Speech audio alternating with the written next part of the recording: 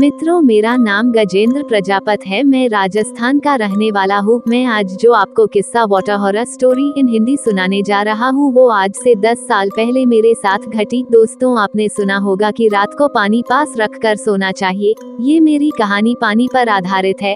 आज से 10 साल पहले मैं अपने मामा के यहाँ जैसलमेर गया। वहाँ जाकर पता चला कि यहाँ तो 2 साल से अकाल पड़ा है और पानी लेने के लिए 5 किलोमीटर जाना पड़ता है। मामा मामी से मिलने के बाद मेरे मामा का लड़का और मैं पानी लेने के लिए चल पड़े।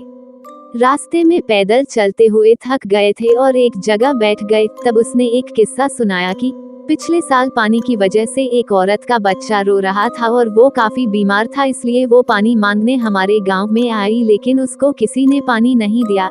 जब वो वापस लौट रही थी तो रास्ते में उसको ठाकुर के घर पर पानी दिखा तो उसने बिना पूछे पानी पीने की कोशिश की। जब उसको ठाकुर ने देखा तो वो गुस्से से आग बबूला हो गया और कुदाली लेकर उस औरत की तरफ दौड़ा। उस औरत ने भागने की कोशिश की लेकिन वो गिर गई। ठाकुर ने बिना आफताब देखे कुदाली से उस औरत की हत्या कर दी। उसके एक दिन बाद उस बच्चे की भी बिना पानी के मौत हो गई। कुछ दिनों बाद खबर आई कि उसी कुदाली से ठाकुर को भी किसी ने मार दिया और धीरे धीरे उसके पूरे परिवार को किसी अनजानी ताकत ने मौत के घाट उतार दिया।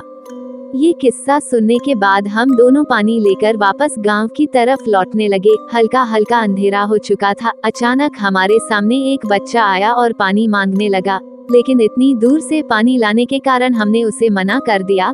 घर पहुंचकर मैंने खाना खाया और पेड़ के नीचे पलंग पर सो गया। अचानक रात को वही बच्चा मेरे सामने आया और पानी मांगने लगा। मैंने ध्यान नहीं दिया और गुस्से से उसे कहा कि चले जाओ, और मेरे सामने वो औरत दिखाई दी। अचानक मैं उठ गया और देखा वहाँ कोई नहीं था। मैंने सोचा कोई सपना आया होगा।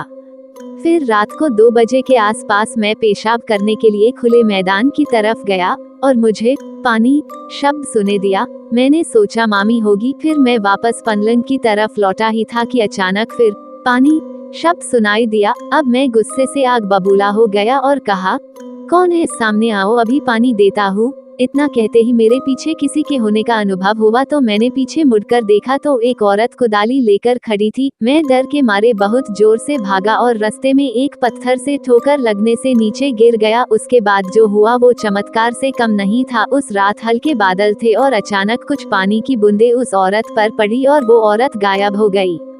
मैं अपनी जान बचाने के लिए प्रभु को धन्यवाद देने लगा। अगले दिन ही सुबह जल्दी 5 बजे मैंने अपने घर मकराना जाने की ठान ली। मैं अपने मामा मामी को बिना बताए निकल पड़ा। स्टेशन पर पहुंचा और बैठे हुए मैंने देखा कि बच्चा रो रहा था। मैं घबरा गया, लेकिन वो औरत पास आई और पानी मांगने लगी। मेरे को पानी चाहिए था, लेकिन मैंने अपनी बोतल से उस औरत और बच्चे को पानी पिला दिया। उसके बाद रेल आ गई और मैं अपने घर पहुंच गया। उसके बाद से मैं हमेशा पानी अपने पास रखकर सोता हूँ।